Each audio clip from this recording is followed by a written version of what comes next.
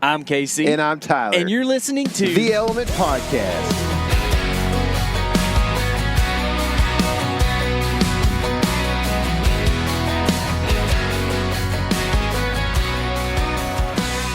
What's going on, everybody?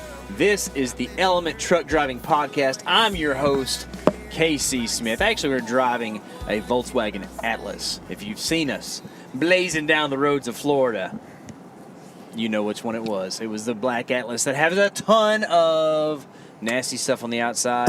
This podcast is brought to you by First Light Gear. I was wearing a new piece of First Light Gear that you may have an opportunity to take a look at here coming this summer when I shot my Osceola turkey the other week.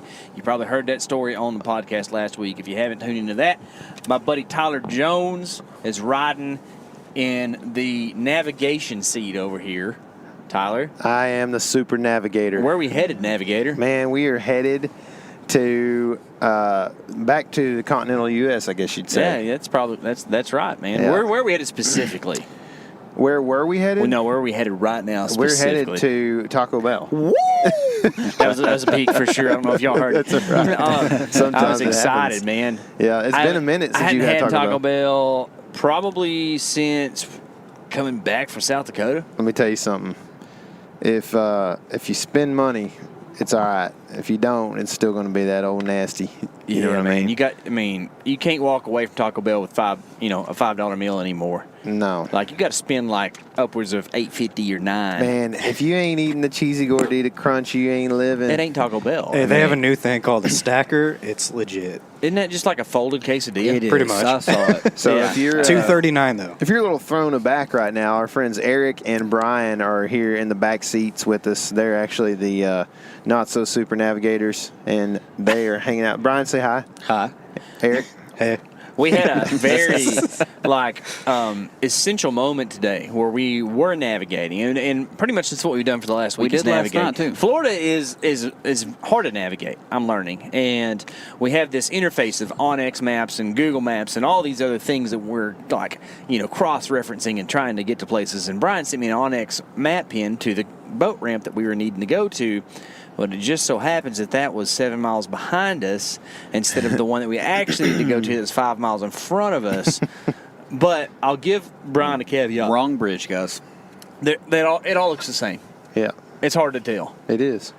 And it's hard. Have we even told them where we are? No, sure? we haven't. Now, I like to bury the lead. You know? Okay. Just making sure. Yeah, man. You gotta make them want it. Making sure you're. Are you excited to tell people though? I mean, I don't know, man. I am excited to tell them. Yeah, for sure. All right, man. tell them what's up, guys. We somehow ended up in the Florida Keys in Pop's boat. Whoa! It's been crazy. Pop's boat did pretty good. Yeah, it did. Of course it did, man. I mean, the human bilge pump, Brian Bostick, did a good job. I mean, we didn't have any technical issues at all, which is, top notch. Yeah. So anytime, I got a little story for y'all. Anytime Pop's boat has gone to the ocean, the next trip at home, it has blown the motor. Oh. So we got to not do that this go around. I'll give you this. The motor on it now is a better motor than the other two that has blown. So I feel better about our situation on that. If we wanted to go buy a air gun at Walmart tonight, we could wake up early in the morning and run that thing through some fresh water. Shoot an iguana or two. Man, we could. Brian's got that pole spear. Now you're That's thinking. True. Dude. Hey, it's happening. Hey, I tell you this much. They better not be one in the yard. So we haven't actually told too much about that. I don't think we have. So y'all know we turkey hunted. But before we turkey hunted. Do they? Yeah, we did podcast with Matt the other day. That's right. I'm assuming that's out. I haven't checked. But, I don't know either. Yeah, I think it is. It'll be out before this one comes out. Yeah. So we haven't told them what transpired previous to but they know all about the turkey hunt. Yeah.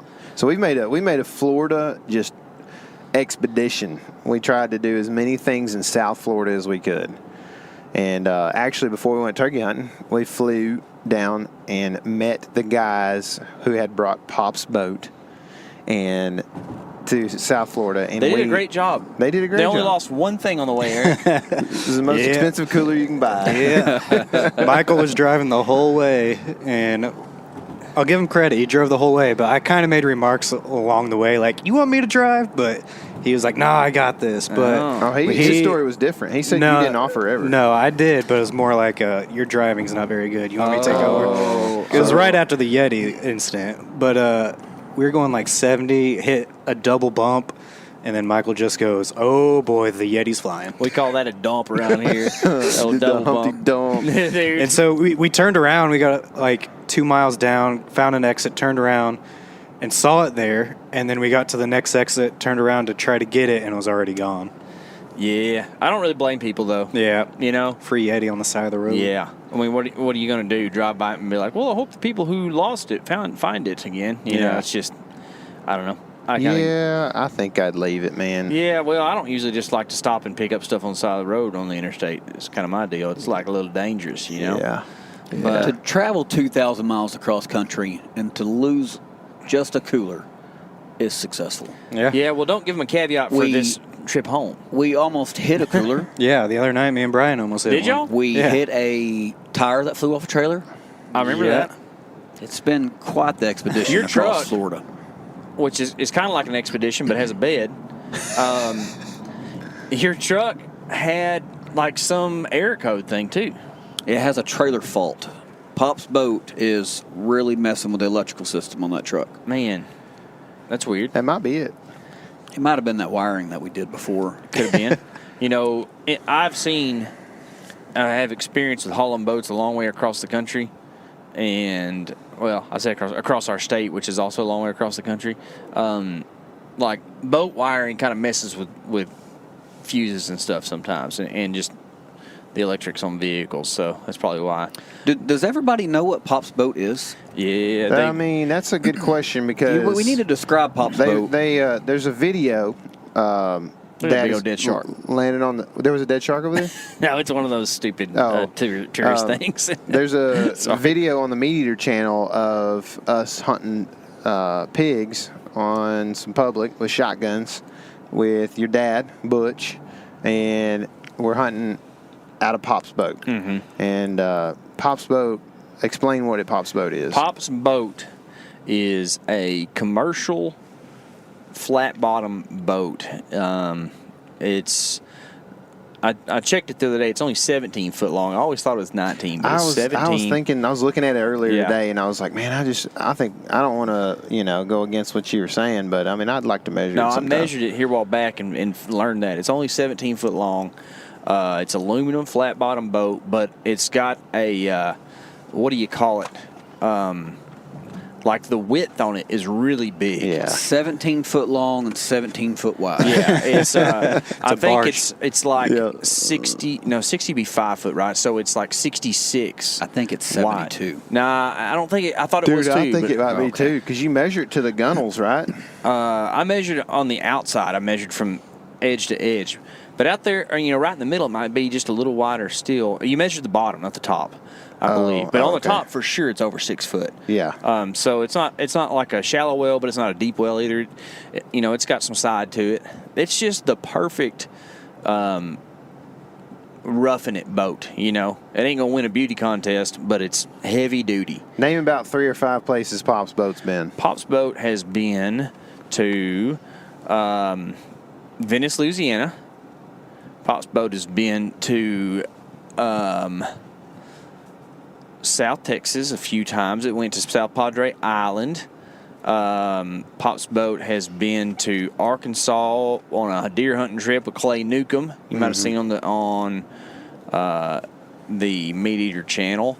And then Pop's boat has probably circumnavigated the globe on Lake Fork alone. So my granddad retired it. He did the 63-year-old Social Security, but then he kind of did some side jobs and stuff for a while. But around about 70, he retired kind of for good. And from about 70, at the age of 70, probably maybe like 69 or 8, I don't know. For about 10 years straight there, he fished 4 to 5 times a week and took that boat between Cooper Lake and Lake Fork mostly a whole bunch. Oh, we took that to the White River in Arkansas one time and trout fish too. That's cool. Yeah. So it's That's done kind of what them White River boats look like. It's kind of, Yeah. they're a little more narrow usually, but there's flat bottoms. Yeah. And that boat, man, has served us well. We've put pigs in it and ducks in it and dirt deer in it and all kinds of fish. I want to drive a 4-wheeler in it. I want to like put a 4-wheeler in there, like find a reason to like, oh, we need to take the 4-wheeler over there. You know, I got an idea on that, but I can't Do say you? it. Can't say it loud. Good. It Well, might be a place that somebody could snoop. I think, like, I feel real confident that it would work with like 2 guys in a 4-wheeler. I don't think you'd have a problem at all. My 4-wheeler, I wouldn't do like a big one, you know. Yeah. So Pop's boat now has been within 25 miles of the most southern point in the U.S. Yeah. And has fished miles out from the Florida Keys, and we've put. It's been in the Atlantic now. It's been in the Atlantic. We put grouper. We put. Somebody's getting stopped behind us. I don't think it's our crew though. No, it's not. We've put grouper in the boat. We've put snapper in the boat. We put all kinds of little tiny fishes in the boat. Mm-hmm. What else we put in there? Jack crevalle. Yep.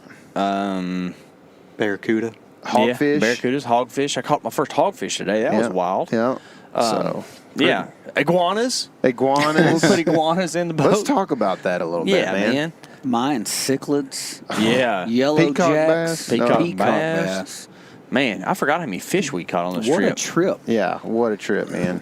So the first evening we got here, we all met up at least.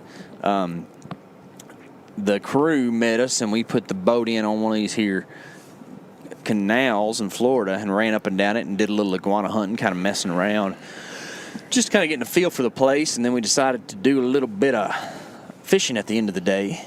And sure enough, I happened into my first and only peacock bass. Couldn't hardly believe it. Man, I was jelly. It hit the most classic of lures, and it makes me real happy because this might be the only time this has ever happened. I don't know. You know, it might be happening in South Florida more often, I think. But I caught a peacock bass on a beetle spin, and I think that's kind of cool. Yeah. You know, it's they ain't a lot of people going to the Amazon River Basin and throwing beetle spins for peacocks. So, No, that's kind of definitely neat. I shot my first iguana that night too, and it was kind of weird, and it made Brian weird right away. And ever since then, he's hated iguanas, but it had like 50 ticks. For some reason, this iguana had a bunch of ticks on it. Doesn't that sound delicious? The forbidden gusher. Yeah. Brian, would you when we asked you to hop on this trip, or when we ended up knowing you were going to be on this trip, what did you think that is the iguana hunting different than you thought it was going to be? It had no appeal to me. Really? It was, you guys talked about it a couple of times, and it kind of got more and more interesting to me. And, I don't know what we were doing that day, but you guys were talking about putting a boat in a canal and traveling up and down and shooting these iguanas with airsoft guns. No, not airsoft guns. Pellet guns. Yeah, air rifles. Air rifles, whatever you want to call them. Airsoft guns shoot a plastic thing. Yeah. And we ended up with some pretty awesome air rifles, which I think we're going to release a separate podcast at some point that kind of gives you a lowdown on these things. But we won't talk too much about them. But they're not just your like standard kind of Walmart pellet gun. Yeah, you couldn't go to Bass Pro and buy this. Yeah. It's like one of them deals where you have to decide, I'm going to spend a bunch of money on an air gun instead of buying a real, somebody might get offended, but instead of buying a, what would you say, like combustible expansion rifle, right, or something, whatever it may be. Yeah. These were loaners, of course, and we were thankful for them. What's it, Danny FL, right? Donnie FL, that's it, Donnie FL. Just to give a little credit where credit's due, Donnie loaned us some air guns. So if you're in Central Florida, hit them up. But anyways, you're going somewhere with that. Well, Brian was kind of telling us if it was different or the same as he kind of expected. It was everything I expected. Yeah. I thought you weren't expecting much. No, I wasn't it wasn't something that I really ever cared to do. Yeah. But after you guys talked about it and was kind of, this is all DIY. Mm-hmm. And that was appealing to me. But the way you guys put it out there is exactly how it happened. Yeah. And it made it enjoyable. You didn't know if you wanted to do it, and you ended up being the first one to shoot one. I loved it. Yeah. It was a neat time. And your boys can hype some stuff and make it sound exciting for sure. And It was fun. Yeah. It was, man. It's really hard to see them things. Like we got to where we the could spotting. Yeah, when you spot one, it's like that's like half the game. I don't know that I ever spotted one first. Yeah. Those things really blend in good. They do, man. There's it's like I said, spotting them was half the battle. Once you spot one, you kind of feel like you did something, and then a lot of times you were going to get a shot. They're so camouflaged, and they know that they kind of sit still, and don't move until you get really close. It seems like as much, and this kind of depends. They get kind of nervous if you turn that boat around or whatever. But anyway, they were, we were able to kind of feel, pretty. We were kind of a pretty remote feeling area, and we were hunting these things in water, essentially mangroves, and these things are hanging over the side. This is all videoed, so we're going to make a video out of this. I imagine it'll probably land on the Meat Eater channel, but I don't know for sure. So anyway, something to keep your eye peeled for. But it was, there's a small, like a very tiny spot that you have to hit them pretty much if you want to recover the iguana. Can you talk about that a little bit, Eric? Yeah, it's I didn't shoot any, but it's between the eye and, I don't know, would you call it their ear? Yeah. Yeah. So because you got the rundown, you were the one who picked up the air guns, so that's why I was asking you. You kind of got the rundown from them on this. Yeah.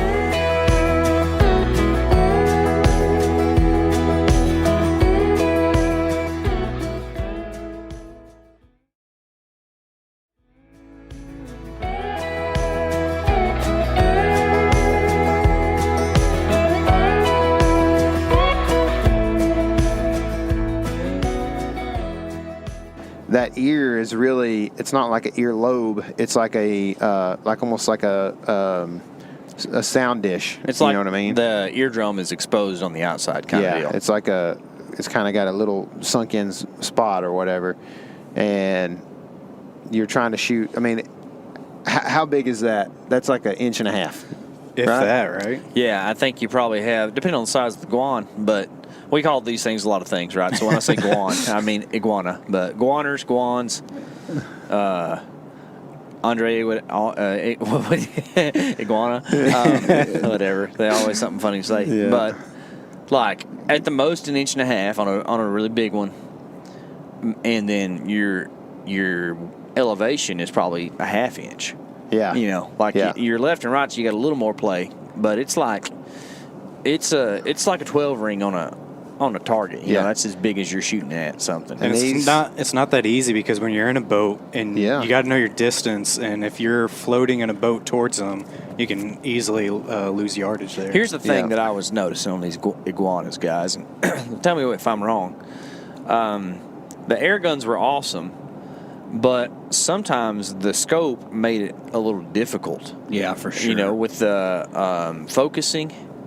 And I feel as if in the boat we were getting closer to the iguanas than a lot of people do. Like, because some people walk around and shoot these things like in subdivisions and stuff, and we didn't have that permission to do something like that. So we were relegated to the boat, but it meant that we got real close to some of them, and that made it a little bit difficult. I almost feel like I'd have been. Not on all of them, and I liked the air guns. I'm not saying that I didn't, but I just kind of wonder if I could have used an open sight and done a little bit better at like 8 yards or something.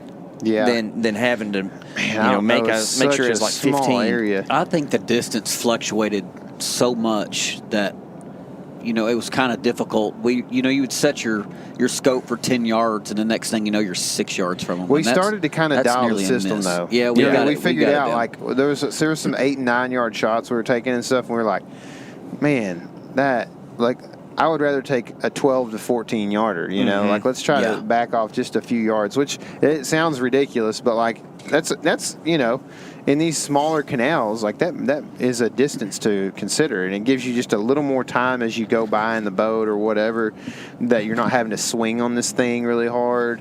And, you know, we're in the boat with 6 dudes. So like, it's like everybody be extremely still, don't move, because if you move, the boat's going to move around, you know. And it was very difficult at first, but I think we dialed it in to where we were understanding that like 12 to 15 yards was a good distance. We would work like into the current with the trolling motor, so that, you know, you weren't like flying by it, and you weren't having to swing, and there weren't leaves getting in the way. You and can all that. almost stall out for like 12 seconds. You know, at least I'm sure you're never not motionless, but there's kind of like a bell curve of a hump there where like you're, or probably more of a valley instead of bell curve, but like a time when you're not really moving a whole lot, and at least as a gunner, you could kind of predict the movement of the boat or whatever. Yeah, for I sure. noticed that. Absolutely, golly, what's going on here? There's just cops and stuff going wild on some people who are also navigating their way around this world. Being on a really solid rest made a huge difference. Like, you do not want to take an offhand shot at an iguana. Yeah, we were sitting down using the gunnels or whatever, and shooting off of those. And these scopes are sweet, but you definitely we had rangefinders, because there's a dope chart for these things. And so what you have is like, you've got the scope sitting up like 2 or 3 inches above where the bullet's coming out. So for the first, like, you know, depending on where 0 is, sometimes it was like, a lot of times it'd be like 30 yards. It depended on which gun we were using. But like one of the guns was like 30 yards. So until you get to 30, that bullet is still rising, essentially. So if you're shooting an iguana at 10 yards, you might have to either, you know, you're going to have to move your dope to like 4 or something, you know. And so and then if you move to, if the boat floats in another 3 yards, it makes enough of a difference because of your elevation that you're not going to make a very good shot. So it was really, actually really difficult, because one guy had the dope charts, that was KC, on his phone. And then the rest of us kind of had to like refer to him every time we're kind of getting up, and you'd be like, okay, 15 is this, 10 is this, you know, 20 is that, or whatever. And then you would kind of have those memorized, or hopefully try to, and if not, ask. And then you also are trying to make sure the boat is navigated to the right spot. If you drift a yard or so, or a couple of yards, then your rangefinder is a different guy who's calling out ranges or whatever, and making sure that, you know, as the boat drifts, that, you know, oh, we're at 12 now, not 10 or not 9 or whatever. So it was just like, it was really challenging, actually, but I liked it. It was cool because you're kind of working as a team to try to get these iguanas. That was a really neat aspect of it, is like, we were all rotating, shooting, and then one guy would be kind of the troll motor man. Another guy would be like the dip net guy in case it fell in the water. And so like everybody kind of had this job, and we just kind of all rotated through it. And it was pretty exciting once like a good hit happened on an iguana, because then it was like, all right, let's go get him. You know, and those things, there's never a spot where you stone them, right? Like they always flip out for a second. Pretty much. Because reptiles have a very simple brain. They essentially have like a brain stem like we do, but that's all they got. And so you're not... What comes along with that is a central nervous system that kind of fills in the gaps. So they can kind of function without pretty much all their brain, or at least their body is doing some stuff. You know, it's like... which was the opposite of my turkey this past week. Like, he just didn't move one single bit, and iguanas are never like that. Even if you do smoke them, they like do this back arch kind of thing, and then they'll fall out of the tree or whatever. I did notice they did the squirrel thing every once in a while, where like their claws, they'd be out of it, but their claws were still kind of stuck. Yeah, it's weird. And that actually was a good thing when that happened. Oh yeah, we're technically we're kind of hunting all exotic invasive species, but it was pretty much iguanas and what's the other? Basilisk lizards. They run on water. You may have seen them on like Discovery Channel or Planet Earth or something like that. But those are also non-native invasives down there. So we were able to shoot. Actually, I think it was Brian shot a pretty big one, and it got down in the mangroves. We couldn't get it. Yeah, that was a pretty big one. That was they cool. They fell in some very tough spots. They did, man. That was disappointing because there were some big ones that fell in. We couldn't. They would like float down the current before we could get to them or something. You know. Mm-hmm. Yeah, and it was one of those deals where, y'all are, if you're listening to this, you know us pretty good. We ain't trying to do anything shady or waste anything, but this is the invasive species thing, and that's kind of the whole pretense behind the whole deal. They ain't supposed to be here, so taking one out of the ecological scenario is what you're trying to do, and then being able to harvest one or whatever you want to call it is like icing on the cake, right? Yeah. So you can go out there, shoot 100 iguanas, not recover any of them, and that's a good thing for the environment. Yeah, right? PJ said the females will carry like 60 eggs. Yeah. I felt the eggs in one of them too.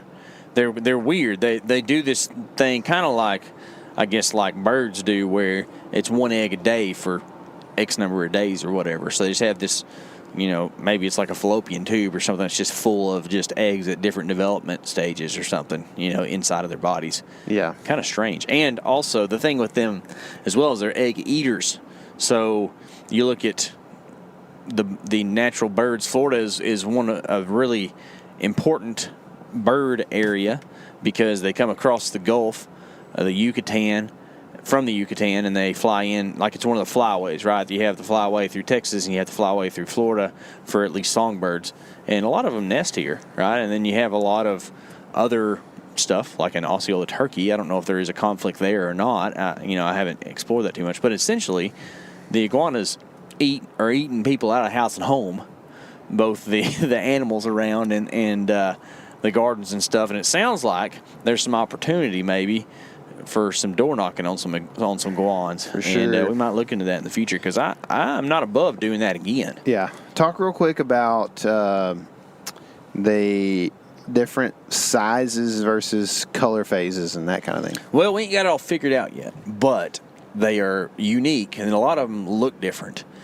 And it seems to me like the tiny iguanas are really bright green most of the time. Mm-hmm. So, like, if you see a real bright green one, it's pretty small, and the pretty small ones, as far as eating goes, aren't really worth shooting because they're like chameleon size. They're pretty small. So you're going to eat these things?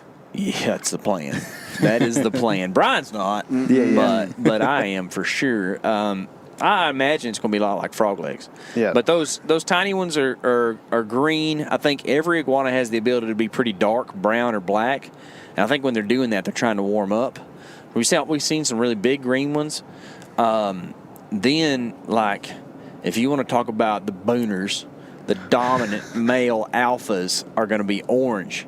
And they look like Godzilla dinosaur suckers, man. Yeah. We didn't see any of those hunting, and it made me sad. We actually shot a couple that were on the verge. Yeah, we shot a couple that had a little orange to them. They're kind of mixed. Yeah. They're pretty big. I mean, I don't know. The biggest ones we shot were probably 4.5 foot long with tail, something like that. Yeah. And they get up like 6 foot range. But on the way to South Florida, like deep, like the Keys, we saw a couple donkeys, man. I mean, big some guns. They got that like a Noli throat patch thing that's going on too. It's like, it's almost like waving a flag, or whatever, man. It's big old throat patch. Yeah, they do a thing too with their head. Yeah. Where like if they feel threatened and they're a dominant critter, they'll like do this thing where they like head bob. And I think it's showing off that little throaty thing. Yeah, they got some weird movements, man. Yeah, but they, and we'll, like I said, we got another podcast I think that will come out that we did with our buddy PJ, who Eric mentioned earlier, and he'll talk more about the guns and some of the other like human iguana conflict stuff, and it's pretty interesting stuff. So we won't hit too much more on that, but we ended up. Yeah, go ahead. Brian wasn't the only mustache to shoot one. Oh. Oh, that's right. I forgot about that. I was thinking about it earlier, and I forgot to mention So our buddy, Mr. J.P. France, who pitches for the Houston Astros, was down in the West Palm area where they do their spring training type stuff. Right? That's what it's called, Eric, right? Yep. And they, are getting ready for the season, which I think starts tomorrow. And that's tomorrow when we're recording this podcast. But anyway, he was down doing some training with the Astros. They were playing some games. They played the Cardinals. Beat the Cardinals. Didn't seem like it was too big a deal for them. They handled them pretty well, I think. No, but he decided he had a little extra time one afternoon and came out and smoked the first iguana he shot at. Yeah, dude. He throws strikes, He does, man. Some people just have that accuracy thing.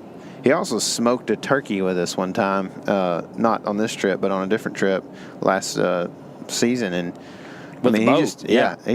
He just accurate dude. It's a good shot. You know what I mean? Mm-hmm. So anyway, just fun dude to hang out with. Really, just easy going and good dude. He bought us a big Greek meal at the end of our trip. How was that Greek food, Brian?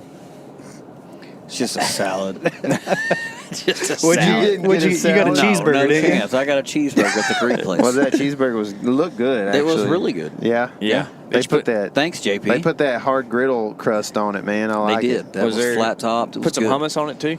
No, nobody eats that. Do you What'd eat you have hummus? at the Greeks? I did. I'll eat it every now and then. Yeah. but Yeah. not- What'd not you have bad. at the Greek place? I had the best stuff ever. Me too, man. It was just what's it, Tazuki or whatever the meat's called. I don't know. what is the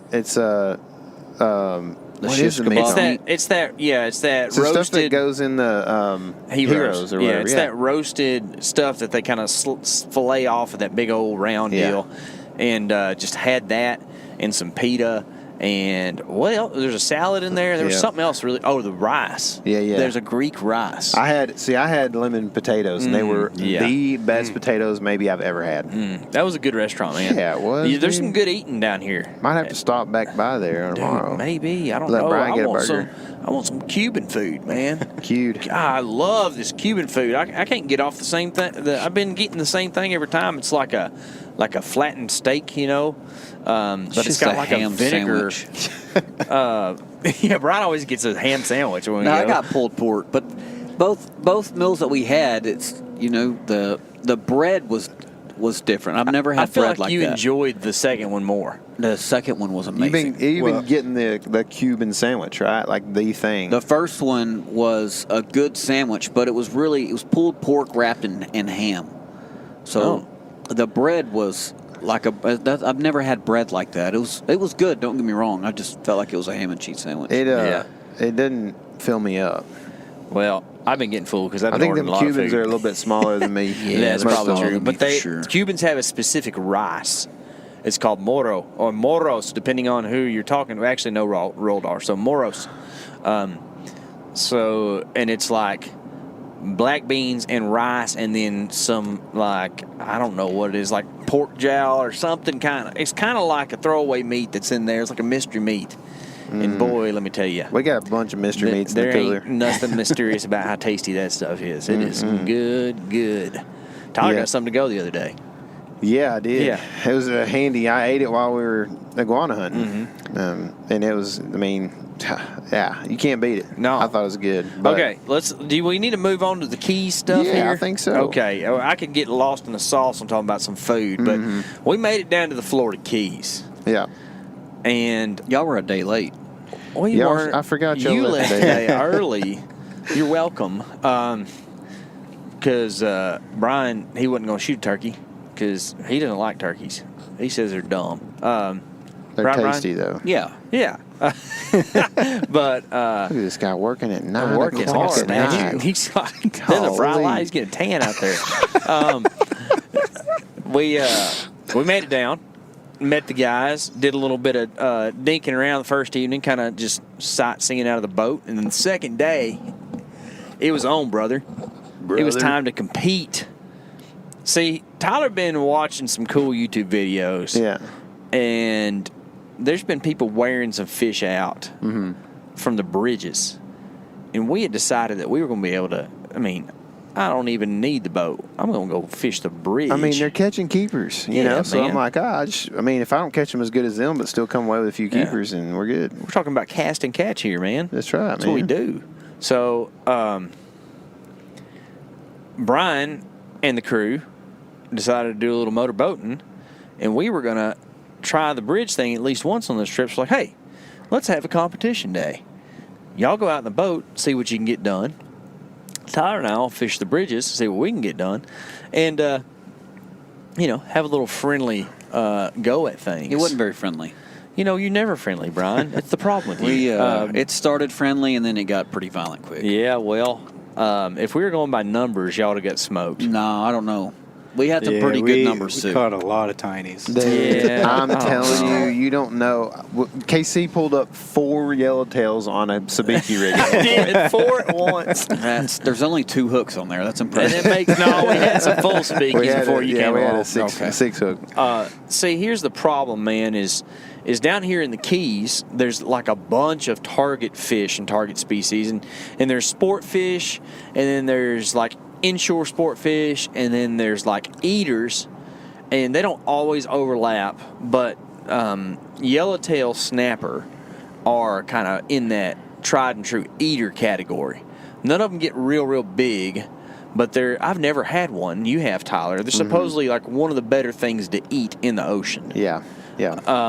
So our goal was to catch some of these little buggers, and we did. It just so happens that they have to be 12 inches long, and the biggest one we caught may have touched 8 inches. Yeah. I doubt it did. I just think it's a time of year thing, man.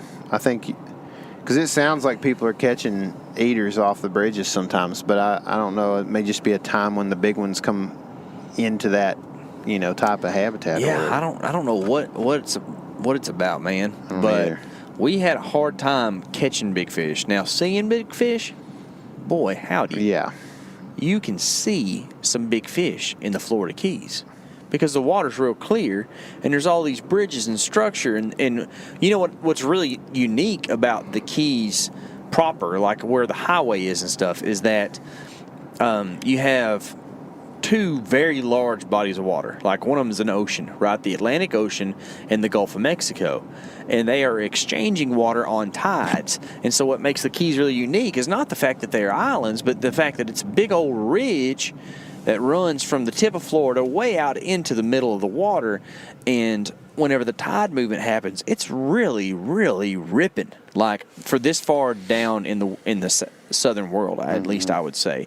So it's not so much that the water around here is good because, and it might be because it's clear, but it's because you have such an exchange of nutrients and strong currents that move that then give big fish a reason to be in a place. And sure enough, the sightings were there, huh? Dude, it's almost hideous, the amount of ginormous tarpon. They're the size of humans. Yeah. Like, I saw tarpon that I was like, that is bigger than me. I don't want to be in the water with that I thing. guarantee you.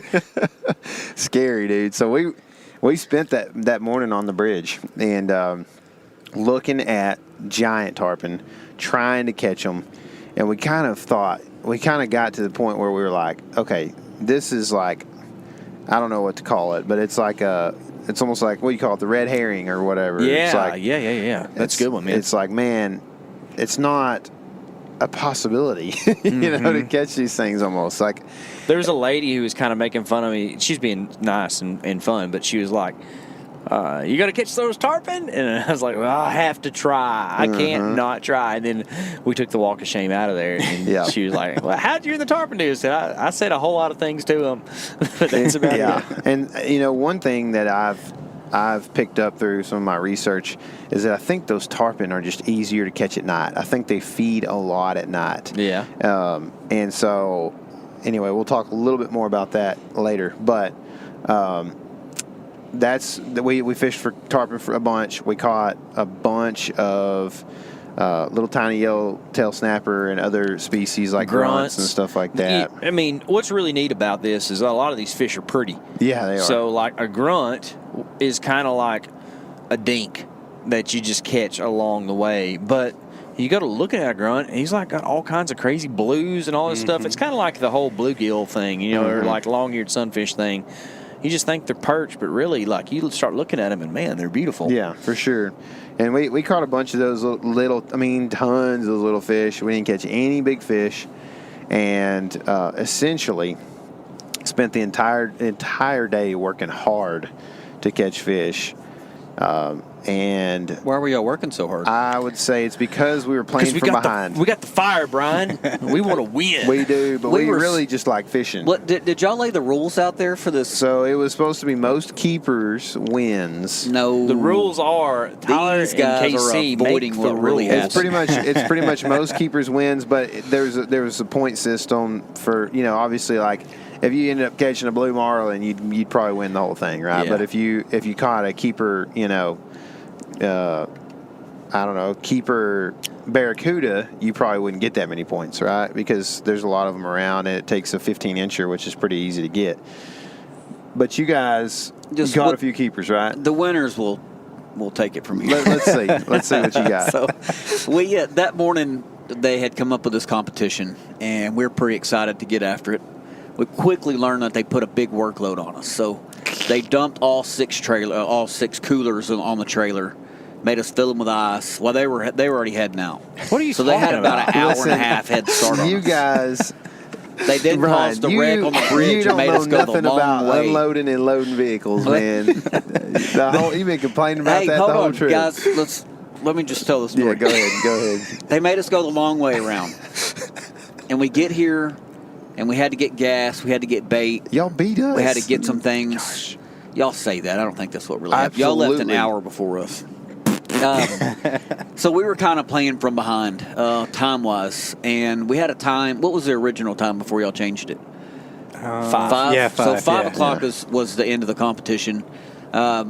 We hit en route to an area that we were going to stay the night at, and it was an hour and I think 45 minutes away. So that was going to cut hugely into our fishing time.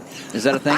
Huge. Yeah, Huge. after the 2016 campaign. You know what? for This, sure. know this that is my story. You were Let me fishing tell you. 2 hours before us, for sure. So we went to a closer boat ramp. It was an area that I hadn't really map scouted. So the other area I'd been on Onyx, and I've looked around a lot, dropped a bunch of good pins. This was a new area, and we didn't really know what to do, but we got there. I got on Onyx, got to looking at a couple of things. New structure was going to be key. There were some big mangroves areas that we were going to try to fish, and I really knew that we could catch mangrove snapper on these mangroves and rack up some points pretty quick. So we fished our way kind of through some residential stuff, some deeper channels. What did you catch, Eric? Some barracuda right off the bat? Yeah, I caught a barracuda. We were catching a couple of barracuda, but we noticed that the mangroves on the real shallow flats that didn't have much water under them weren't really holding many snappers. So we found a channel, and it was a creek that kind of ran through this big mangrove area, and it was crystal clear water. It's about 5-6 foot deep, and we got in there, and there were so many fish. There was a bunch of snook that we tried to catch. Huge snook. They would not look at our shrimp. Lures, soft plastics. We threw everything at them, and they were not having it. Because you're chunking 50-pound braid. No, we were using 15-pound braid with 15-pound mono. Guys, y'all weren't even there. Tarpon was really cool. I've never seen juvenile tarpon like that. They were maybe the 10 to 15-pound range. You mean those ladyfish? Yeah, they kind of look like a ladyfish. I've caught some big ladyfish, but You know what the other nickname is for ladyfish? A 10-pounder. It's what? That's a common name It's for called a ladyfish. 10-pounder? 10-pound. Like a 10-pound tarpon? Yeah. They look like them. Poor man's tarpon. So I love catching ladyfish. Me too. Parrotfish. What else did we see? We've seen some nurse sharks, Nerf sharks. Yeah. some barracuda in Saw there. 2 manatees. Didn't y'all catch a bonnet head at one point? Yep. That was the day before, though. That was the day before. Yeah. But it was a really cool ecosystem in these little rivers and really clear water, and we were catching mangrove snapper at will. As soon as you drop it in, you would catch them, but they were all around the 8-inch mark. They got to be 10 to keep. They made it tough. We fished our way through, and it was really windy. I think we had gusts of 25 miles an hour that day, and we were in Pop's boat in the ocean battling it out. So we went we left from there and went to a bigger channel and anchored up. Also, really clear water, and I think that really those bigger mangrove snapper are pretty smart, and the heavier line. And if they see you, they push back in those mangroves so far, you're not catching them. But what do we manage to catch? Like, I think points-wise, I think we only scored like 5 or 6. Well, The only that's keeper all y'all it took, got guys. that day was the lane snapper that Eric caught, right? No, we That had was- 3 yeah. mangroves. We caught, I don't know, probably Why'd y'all throw 'em back? 15 barracuda. We kept them. Did you really? Oh, that's Yeah. right. There were a few snapper that Oh, okay. they cleaned. I Yeah. forgot about that. And y'all didn't keep the barracuda for whatever reason. And then from there, I've always wanted to dive the Keys for lobster. So on our way back to the boat ramp closed at 6. We started working our way back, and we were on a dredged canal, and it was real ledgy. And I decided to get in and dive for lobster. And right off the bat, found one, and learned that the tickle stick, which is an aluminum, probably 1/4-inch pole that kind of has a bend at the end and a snare on the other end. You put the end of the stick in, and you draw these lobster out of their hole, and you put the snare around them, and you cinch it tight. The one I'd bought was you couldn't manually cinch it. It had just a snare on the end, and I put it around the lobster and try to like put tension on it, and that lobster felt it, and he got away from me. I hate it. Yeah, that morning I remember K.C. saying you need a net. And if No, I that would was have had me. it, was it? Yeah. If I'd have had a net, I think I'd have got that lobster for sure. Man, if he hadn't thought I said it, he would have listened. Yeah. But since he thought I said it, he didn't listen. KC, he makes lots of suggestions throughout the day, They're usually and something to think just about. take that for what it's worth. Like, But Tyler Tyler had a in the really, water, especially really salt good water. suggestion. And I didn't get a net. I just had that snare. We went to another Don't spot. sit in front of the boat when the waves are big. Well, things if like you're that. scared, you don't do it, but you're fine. I should have just kicked in reverse and just let you just. I was up there working. I was dropping the anchor. I almost fell in this week because Brian had Greg move the boat, and Greg's never Oh, drove a boy. boat apparently. And I was on the back of the boat, and Greg just like floored it, and I like fell into the that moat. was actually me. Was it you? I was trying thought to it show was Greg how to put it in gear, and yeah, I got a little excited.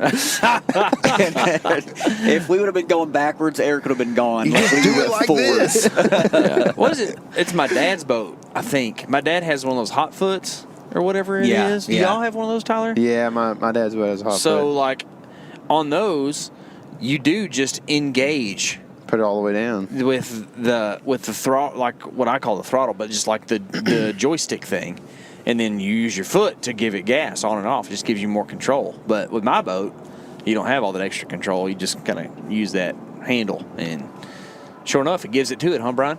It does. Definitely does. And then from there, we drove an hour to the house. We gave them another hour and a half to try to catch up. And Man, listen. you know what's sad is after this whole competition thing, these guys never owned up to the Yeah. We're winners. owning up right now. We gave That's you what the plan opportunity. is, and then that's why we're on the podcast, Brian.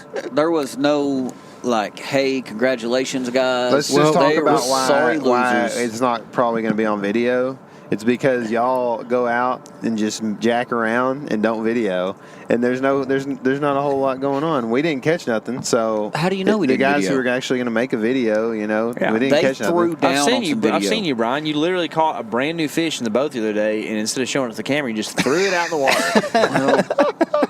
Guys, Hey, We he's, haven't seen he's this learning. fish yet. He's learning. This is newer to me, and Yep, that's what I'm saying. So you know, I didn't know y'all wanted to Here turn we around are with on a So Brian's what 6-inch you call a jack. pro and am. We're You on- ever heard of the pro ams? yeah. Yeah, production amateur. That's Brian. We're gonna get there. The thing We is, can't all be as good. the thing as is, you guys. Brian's a fireman, so like he is go.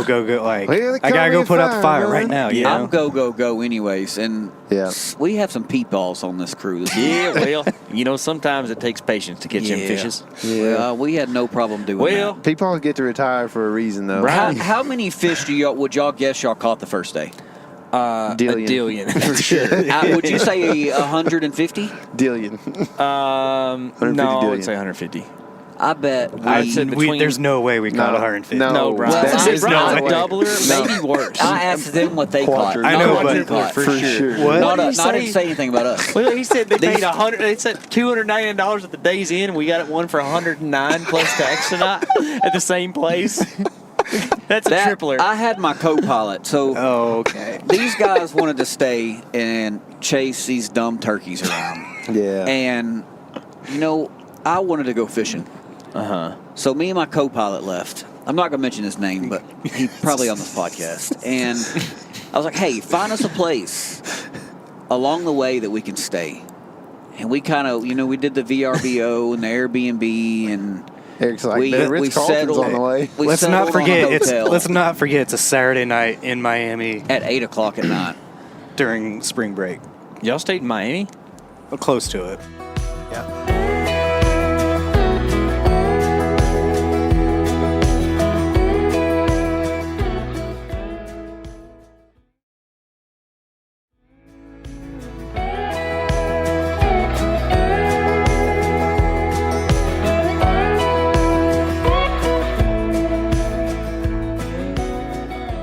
Okay. Yeah, it did. So, yeah, you made Yeah, it. it worked out. So here's the deal. Brian and Eric won the fishing competition. Yep. Golly, that We feels never good. established what the reward was. So, I guess, congratulations, guys. I really wanted y'all to get us a key lime pie. We're gonna, oh, my gosh. we're idiots. What a bunch of Yeah. losers. No, why did you remind me of that? We were I was supposed to get just one. secretly hoping y'all were going to surprise us with We- one. no. We just point. passed a key lime factory. Yeah. like Oh, 10 miles goodness. ago. Goodness. I'm an idiot. Yeah, it's heartbreaking. There's probably a good one up Well, here we'll somewhere. have to come back. Yeah. So, Yeah. well, there's that. Oh, that hurts my heart. I guarantee you, man. So, day 2, we decide to, join forces like Captain Planet and just all group up together and just go give the fish everything we had. In the boat. And we did it. We Yeah. gave them everything we had We that did, day. man. We worked hard. And started out with some pretty cool experiences. I don't guess we should chronicle the whole day, but Yeah. Tyler, you had a highlight that morning that may have been the Yeah. highlight of our trip. Dude, I think it was the coolest thing I've ever probably hooked and had on. We're drifting. It's really windy, and we're drifting over this flat that's got a bunch of like really humpy grass in it, like these big clumps, and then there's on the back side of them. It's just, But it's a little bit deeper flat. Yeah, yeah, it's it's like just- 2 or 3 foot deep. Yeah.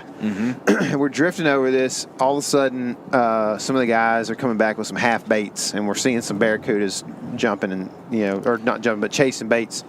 And they're probably like a lot of them are like 20 inches or smaller maybe. And so I've got a fly rod with me, a 10-weight fly rod, and I had bought a couple of barracuda. They call them, I can't think of the name, but it's a Cuda bait that's kind of big profile. And so I tie this thing on, and KC's like, you might want to put a metal leader on. And I was like, oh man, because they had just caught one. I was like, was your line messed up? No, hooked him in the corner of my mouth. Okay, well I just won't do it right now. I'm in a hurry to get a bait out, and I don't really know how to do a wire leader, so I'm just not going to bother people. I'm going to just fish. Well, I go to flinging this thing. KC's kind of being my guide because the wind is nuts. Worked And- pretty good because I have a long lead on my trolling motor control panel, so I can Yeah. stand on the back of the boat and kind of control the trolling motor while you are on the front of the boat casting. Yeah.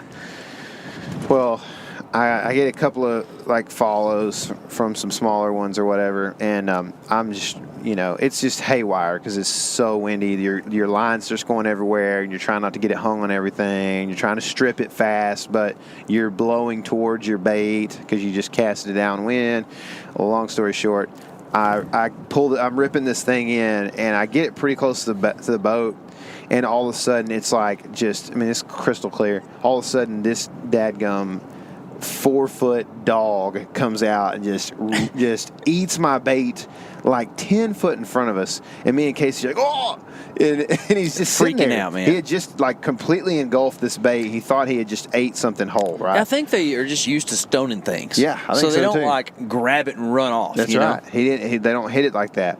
So I can't feel him at all. And the the line is still slack because it's just so windy. So I strip a couple of strips really quick and barely kind of get a good hook into him. I didn't really get much of a set at all, and he turns out once he realizes he's hooked and goes back behind the boat. It would blow your mind how fast this happens. It's pretty sick. And this footage, it's all on camera, and you can see my line rip through the water. And I'm like, here's the thing you don't understand. I mean, they did when they were in boat, but this fish is 7 or 8 yards out in front of where my line is ripping, probably, or more, as it's ripping through the water. There's so much tension, and he's going so fast that the line is in just like a huge loop and ripping through the water. I mean, it was awesome, dude. And I counted it on video. In 5 seconds, I say he's into the backing already to the camera. I mean, he ripped a bunch of line off in no time. He gets out there I don't know, 150 yards or something stupid. I mean, way out there, and then just pulls out and breaks my line or whatever. And I was pretty sad at that point. I put on a metal leader, but it was the coolest KC fish. suggestion. Yeah. Hey, it was a good suggestion. I just didn't think I was going to hook a 4-footer, whatever. And anyway, it was cool though. I was really I would do that every day, man, and have fun doing it. Yeah, that was pretty cool, dude. And then the rest of the day we kind of spent exploring mangroves. We smoked the mangrove snapper. It was awesome. They're kind of difficult because there's a lot of snapper that are under, but there's dillions of them, so you're catching a bunch. Yeah. And then we went off, not really offshore, but kind of out into the Gulf. Didn't have a lot of success there, and then finished the day in a canal and actually caught some pretty nice fish there as well. And then had a really long trip back in the dark because we stopped to try to fish for tarpon under the lights. There were some tight dudes on that trip back, man. Dude, there was some anxiety. I got pretty anxious at one point in time myself. It was just there's times when you're the boat captain that it's you wish you weren't. Yeah, that's right. That's it. I'll tell you, I was a little bit tight at first, and I was like, I think we're good. And then it was never dangerous or harrowing. You know when I got real tight? When we saw those ghost ships out there? Yeah, when we finally, I had suggested, I was like, hey, should we get the spotlight out? And, everybody's like, no, we're good, Well, we stopped, tried to catch some tarpon under some lights, and it got real dark. So we decided finally to pull the lights out as we got closer to one of the bridges we were going to go under. And we're going to make this big loop around this peninsula and come back into our place where we were staying. And we shine, and there is a sailboat just anchored up out there with no lights on in the middle of this dark bay. And things seem to, get real quiet and tone down out in the water in the Keys early. It's not like a thing. It doesn't seem to be a thing. Do you mean people? Because the boat ramps all close at 4:30 to 6. Dude. So everybody's off the water. Yeah, it's kind of a thing. People kind of wrap it up early. But it was that was when I got tired, man. It was never real dangerous except for that. We made it back at 10 o'clock though. You're unfamiliar. You're in an unfamiliar water. Yeah, and there is 6 inches of water within 100 yards of you at all times. Mm-hmm. So you could run aground. Extremely careful. I was navigating via Onyx at this point in time too, because there's no channel marked or anything, so I'm just following that, and it worked pretty good. It was not easy, but it was doable. And then that was our full day, right? And then we had 2-day, which we tried to go for some bigger fish, and we did such a thing. Brian, I think Brian had the best day today. I had a great day. Y'all definitely tore me Brian up. smoked them. I don't know. You ended on a pretty high note. I had a good note to end on for sure. But let's see. You caught a Jack Crevalle. It was pretty cool. I broke that first fish. I don't know what it was, but I broke off on him on a shrimp right as soon as we got anchored up. Mm-hmm. Then I picked up a swim bait, caught a Jack Crevalle, caught a pretty good red grouper. No, that thing was cool. Yeah. So the Keys Florida in general, I guess you could say, has some real specific regulations. It's one of the greatest fisheries in the world, and one could say that they keep a tight rein on things so they can keep it that way. And grouper are all out of season right now, which for a freshwater guy, we don't really have seasons on any fish that I can think of. Is there anything like that, Tyler? Man, I can't think of anything I don't offhand, think there really. is for us, at least. Now, There's like seasons when you have to keep every crappie you catch in the winter and stuff. I never really dealt with that, but that is a thing. What makes this fishery, most of your ocean fishing, I guess, is like this, but any cast, you can catch a fish that you've probably never seen. Yeah, that's the and you're dream. looking up size limits, lengths, and bag limits on nearly everything you catch because you're catching so many different fish throughout the day. And that Florida was new has to this me. weird way of writing their regulations too that I've never seen, and I'm not sure if I like it or don't like it. I know it was difficult on this trip. I just wonder if it might just be because I'm not used to looking things up this way. But most game or fish departments or game and fish departments tell you what you can't do. Can't do this, can't do that, illegal to do this, no on that. Well, this, like everything we encountered this past week was you can do this. And then no mention of what you can't do. So you're always like, well, am I just not seeing where there's a regulation saying you can't do this? But it's always like, it's like a positive spin to it or whatever. It's like, here's some things you can do. One of the real difficult things for us on this trip is it'd be nice to see, here's the things you can't use for bait. Yeah. And all the other things you can use for bait. And there's no answer to that. So, like, you'll catch this little fish that's small, and you're like, I'd like to use that for bait. And then you're like, well, I don't know if you can. It's got, like, some blue stuff on it. Kind of looks pretty. They may or may not like that, you know? Yeah, nobody's willing to stick their neck out on the forums either, and say, hey, I use these all the time. And they catch the grouper or whatever. Yeah. So, that kind of gets to be weird. So we used a lot of bait shrimp. And they work pretty good. In fact, I caught what we think was a young Goliath grouper on a shrimp today, which I thought was weird. I thought it was going to be finally the keeper mangrove we've been looking for. Yeah. I caught a mangrove today. Mutton. A mutton, excuse me. Yeah. I caught a mutton today that we were pumped about. Yeah. I was like, I gave you a high five. It ended up being an under. We all high-fived. We thought, I was like, oh, this is sick. And they're like, oh, yeah, that'll be 18. Oh, no. Yeah. It's 16 and a half. It was a nice fish. It was the biggest snapper we'd seen all trip. Yeah. The Goliath, though, for me, was probably the highlight of my trip just because, I've been watching people catch them things since they were called G-fish, and just, I remember watching a video. I can't remember who it was. It might have been Jose Wahebe. They were catching Goliath groupers, and then they decided to dive for them. And one Goliath grouper came up and looked at him like he was gonna try him out. And ever since I was like, oh, those are cool because they get to be the size of Volkswagen Beetles, right? Like they get to be monstrous. That's why they're called Goliath groupers. And so, anyways, that was a pretty neat catch for me. Yeah, for sure. We had some cool. So you caught that hogfish today too. That was neat. Eric hooked up on something, didn't you? Yep. I've caught big fish in my life, but I would 10-pound bass, right? Yeah, that's right. Yeah. I would in the whitetail world. I've caught a lot of 125-inch fish, but nothing real big. And so I hooked into this, and it's like I know not to reel when it's pulling, but it was pulling and stopped for a second. I was like, okay, I can reel, but it's already pulling again. And I did something dumb too. Right before I casted, because I got a new pole and I was messing with my drag, and I loosened it quite a bit and hooked onto that fish and thought I needed to tighten the drag, and so I started to tighten, and that's when he broke off. But I've never hooked into a fish like that where it just kept pulling. That was a drag cool. ripper, man. It was pretty cool. So what'd you catch that on? I was using swim bait pretty much all week. Yeah. I got tennis elbow right now from it. Oh, yeah. Yeah, make you kind of tired, eh? Yeah. Well, we had a good outing in the boat, and we decided we were going to try something different. We were going to get out of the water and go look for a different bridge to fish with the boat.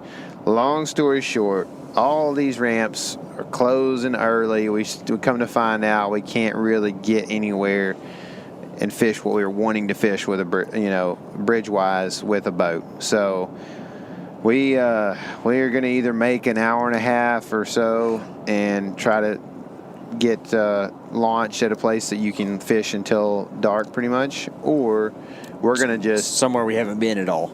Yeah. Somewhere we the haven't other been. detail on that, yeah. Or we're gonna fish a bridge that we've been on.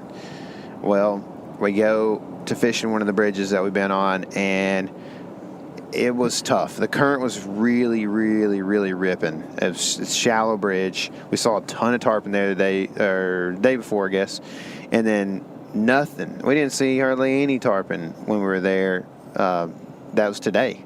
This afternoon, we fished for a while. Oh, by the way, hours. we use chum blocks a lot on this trip. It's it's kind of a thing I had never done before, and they're pretty effective. Yeah. Well, we go out there, and I tie the chum block off, and apparently the current was real strong, and no more chum block within 5 minutes. So But you caught my bad, guys. You caught a look down really early, and that was cool. That was a neat fish. That was like definitely a fish I'm going to show my kids, you know. Yeah. We call it pigfish. That's another, like, I want to show my kids that fish, you know. Porkfish. Porkfish. Yeah. There's a lot of animals, a lot of fish that are named after swine in the ocean. Got porgies, piggy perch. What is this? Okay. Goodness gracious. But hogfish, all the things, man. But anyway, so we're gonna we're fishing this stuff and hoping that the current's going to change and this and that, and a bunch of boats show up, and we think that's a sign. Well, it just didn't work, and we were starting to get late in the day, and we're just like kind of burn out on this bridge. Tyler took a 20-minute nap. Yeah, I feel like an hour. And then I'm like, man, let's go back. That water was deeper at the other bridge we fished yesterday, so let's go back over there. What do you think? And so we kind of talk about it, mull it over. We asked each other a dillion times all the different options that we could do. That's how we do, man. And it's like, you just don't. It's real hard for me in the fishing world, in our situation at least that we were just in, to say, hey, let's go over there instead of here. Yeah. Because, like, we're in the unknown. Yeah. And so your decision could be a really bad one. But we knew it was deeper. We knew there's some big cooties around yesterday, so we decided to go over there. We start walking out on this kind of long bridge, and water looks good. Current's still ripping pretty decent, but not too bad. And Eagle Eye Eric spots some fish on the way out. I thought it was a dolphin, to be honest. I was like, look at that thing. Big these fish are. And so next thing you know, we're freaking out. It's tarpon. They're everywhere, and they're mondos. Long story short, we can't really get a whole lot to bite. We think we're going to get some live baits so that we can maybe get them to bite. It's starting to get darker.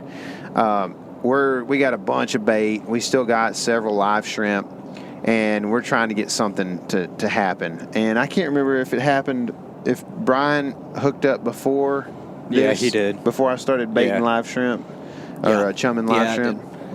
You had a hook up on, what kind of rig were you using? I dropped a live shrimp in and had one turn on my bait twice. Mm-hmm. I could see him try to get it, and then he came back, try to get it again. But then, it never happened. Again, for me, you hooked a couple of live baits, and I put one under a float. It was a popping cork. I've fished for tarpon in the past with floats. I put the popping cork on, put probably a 4-foot monofilament leader, live hooked one of those fish and floated it out in the current, probably 70 yards, and I set my pole down to catch some more live bait. And I heard Greg and turn around, and my pole, it's like my pole it was leaning on a concrete ledge that was probably 3.5 foot tall. It wasn't in a very secure position. It was not chills thinking about it. My pole raised up, and the bell of my spin cast pole caught this reel from going over the edge, and there was a tarpon on my pole. The line had so much tension it had flipped my bell over, and it was kind of freelining. And then I flipped my bell back down, and just that much tension, that tarpon was running quick, popped the line. So, well, we were sad after that, and it started getting darker quickly, and we had maybe half a dozen or 10 live shrimp still. And I was like, okay, I'm going to throw these up current of these tarpon we've been seeing and just see if I can get them excited, right? Let them kick around, these shrimp kick around and excite them. So I throw like 5 shrimp in, and the last one I throw in, I'm looking, and probably a 30 or 40 pounder comes up and just rolls on that shrimp. And I was like, I freaked out, All of a sudden we're back at it, trying to drift stuff down to them. We work on that group for a while. Nothing happens. It's starting to get a little bit later. And I'm like, all right, if they're going to eat live shrimp, I'm going to throw one free line on my new reel and rod and reel that I bought. Pretty heavy duty. And Greg had said there was a few on the other side of the bridge. So I go over there and I see them. I make a few casts, kind of have a decent drift or two. And then I see these ones kind of come up high in the water column. And so I like cast this thing up so I can get it to sink down, to their level or whatever, into the wind. And it starts drifting down. And I can see the path is like kind of left of this tarpon. And and as it gets kind of where it should be pretty close, I can't see it anymore. It's sunk down far enough. I see that tarpon turn to the left. And so I let it float for a couple of seconds, thinking he might be getting close to it. And then I just like bump the reel around, and I feel a little tension, and I make one more crank, and it was there, and I pull into him pretty hard, and I started freaking out. I was like, I got a fish, I got one on. And he like starts doing these head shakes just in the current, just head shaking a couple times, and then finally realizes he's hooked, and I don't have a big enough hook, and he jumps straight out of the water just like you see him with the head back and gills flared and everything, back down into the water, and kind of makes a loop. He's still not sure he's hooked, I don't think, because my hook was kind of small, and he ends up darting underneath the bridge, and I'm like about to fall in the water. I'm hanging so far over the bridge trying to get my make sure my line doesn't cut on the edge of the bridge. I'm pushing my pole way down towards the hole there. And he runs and then shakes his head about 3 times. I can feel it. I can't see it anymore. And the hook pulled. I thought I broke it, but the hook actually pulled out. And that was the end of our Florida Keys trip pretty much, man. It was now we're headed to Taco Bell somewhere, and hopefully getting some cheesy gordita crunches. It was a lot of fun, man. I'm glad we did it, and there's definitely some unfinished business to take care of. For sure. Just jumping a tarpon was awesome, man. Like I could do that several more times and still be pretty happy, man. But guarantee. Anyway, there should be some videos coming out from this trip. I don't know how soon, but we're going to have turkey season come up soon. Be talking a lot of turkeys. I appreciate you guys listening. Thanks, Brian and Eric, for coming and helping and doing all the stuff, man. Appreciate it, guys. Glad y'all got to do some fishing. Remember, this is your element. Living it.